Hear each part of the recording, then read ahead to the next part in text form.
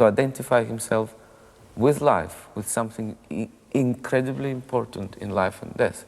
That's what art is about. Some people have said that he contributed generously and sincerely to the piano literature without really advancing it in any way. Do you think that's fair?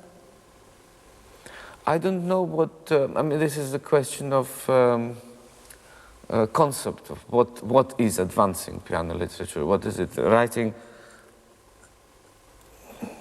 something more percussive, less melodical, more melodical, more chords or more passages. I don't know. This is a mystery to me. I don't know what advancement is. Also, it's difficult for me to separate piano literature as such from music. I think Rachmaninoff used his instrument not for glitter, although there is a lot of glitter, because he was a great pianist, but he used it as means of expression. And in that he created his idiomatic style. Whether it's considered advancement or not, I don't know. I quit on this question. There is no doubt that Rachmaninoff's concept of this set of variations was not in any way a concept of a classical set of variations. His compositorial movement, so to speak, was for a metamorphosis and not a set of variations. A metamorphosis that would do justice to what he saw as the potential of this tune. And in that he succeeded in his idiomatic way, as nobody else would, of course. He saw something very special, very idiomatic, and in that he succeeded. There are many fast variations. Of course, there are slow ones. But given Rachmaninoff's attraction for a lot of scherzando things, there's things like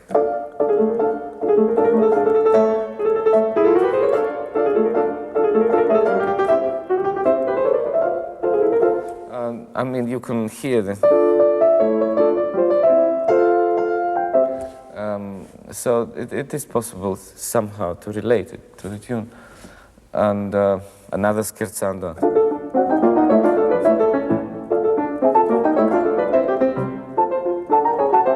Yeah. Could I play it again? It's difficult when you don't play.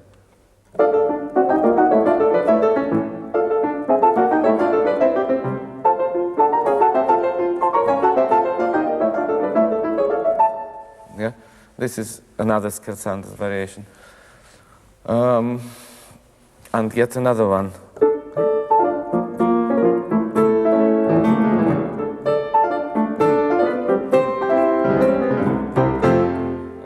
And so on. But the slow variations are very important in the sense that, of course, the tune is slow.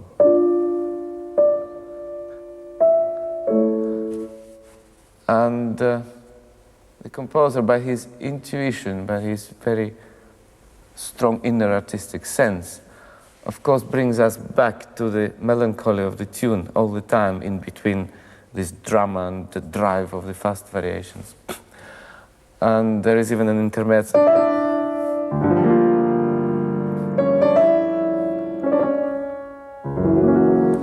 This intermezzo brings us back to the tune. And then, with a wonderful inventiveness, Rachmaninoff gives us the tune in a major key. And that's the only major key episode in the variation. Like if there is not a glimmer of hope, because I don't think it's a hopeful episode, but a feeling of warmth. It is this.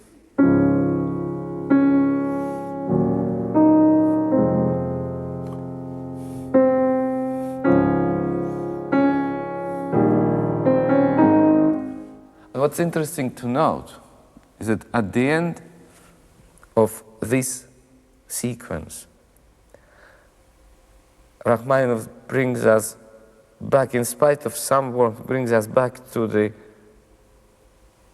frozen ice of the original tune. And to be a little bit more technical, actually he brings us back to the D minor. So this happens here.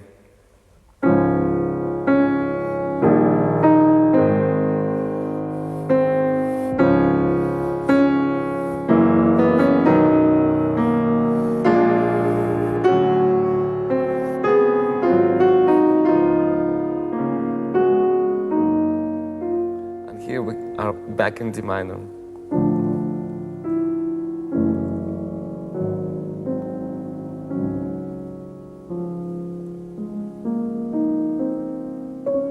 And the touch of lyricism that happens here is very special, I think.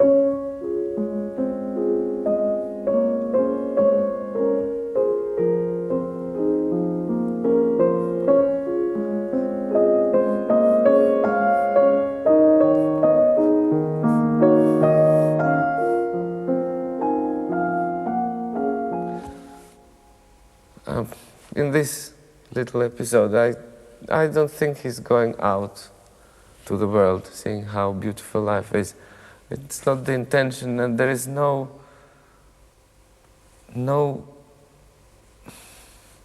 inner need somehow at that time in his life. He didn't feel like this. So I think it's just a warm, touching episode, enclosed somehow, not really open. But I think very telling in a way. Interesting, when I think of the composition of the variation of this set, is that it is basically, roughly speaking, it's slow, then very roughly speaking there's a fast set of variations, then it comes to a very long slow episode which is beginning with the intermezzo. All this and the lyrical tune.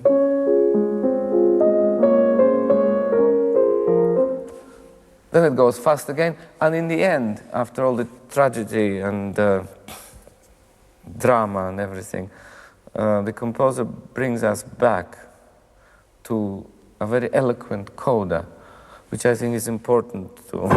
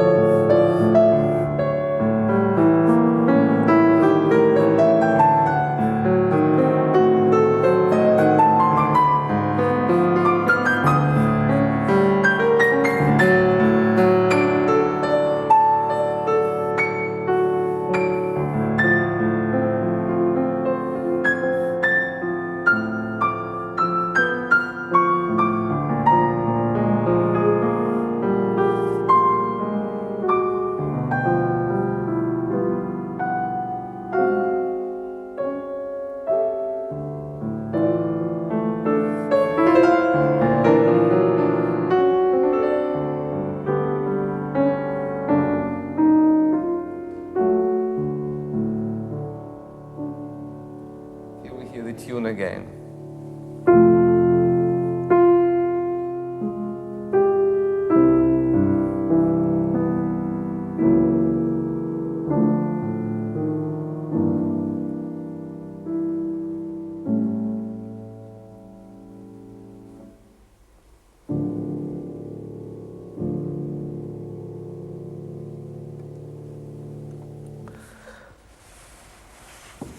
And you know, when you look at the whole set of variations, there's an arch from the very melancholy tune at the beginning.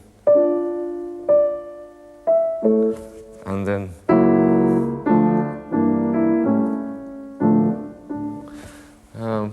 you don't think anymore about that legend, the shepherd who was hopelessly in love.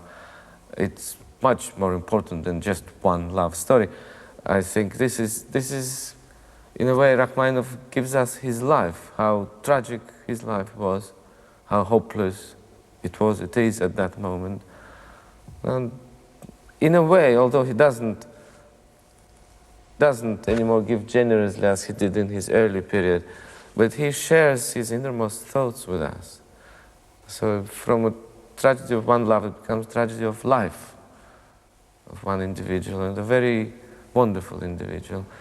Perhaps it's Rachmaninoff's most eloquent composition and most revealing about his innermost feelings.